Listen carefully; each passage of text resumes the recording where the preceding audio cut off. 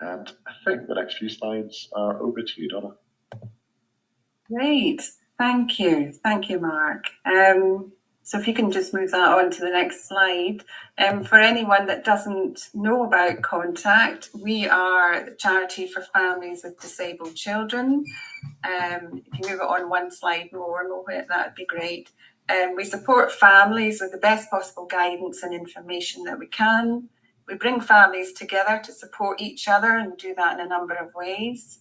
And we help families to campaign and volunteer, and also fundraise to improve life for themselves and for other families as well. So moving on to the next slide. As I said, we provide advice and information, support to families of all disabled children and young people aged from birth right up to 25.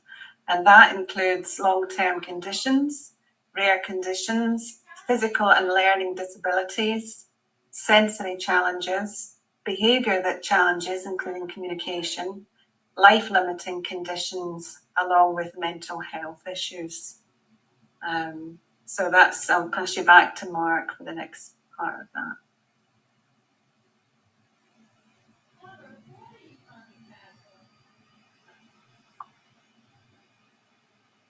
Thank you. So the aims for this evening are really to share with you a bit of an overview on what the law says about children's rights to get support at school, specifically without having a diagnosis.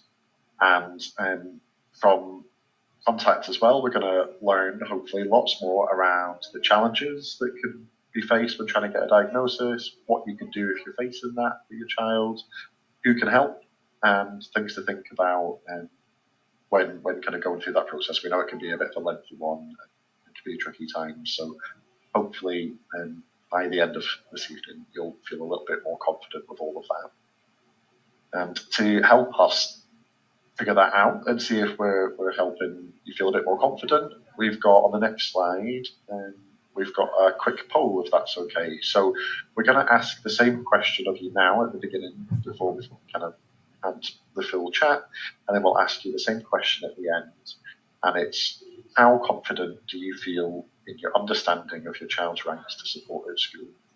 The poll answers are anonymous, so please do answer them honestly and just say how you feel about them, and then, like I said, we'll ask the same question again later on, which means we'll get a bit of a gauge for whether hopefully you're feeling a little bit more confident after hearing from us.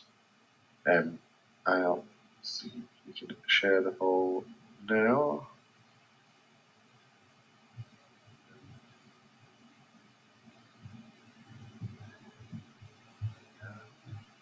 You can see some of them coming in. I think we might have shared the end of webinar poll, but it's absolutely fine because we'll just share the start of webinar poll later. That's good. You can see people answer it. It's also not mandatory. You don't need to answer if you don't particularly want to. That's fab. Thank you so much to all those that answered.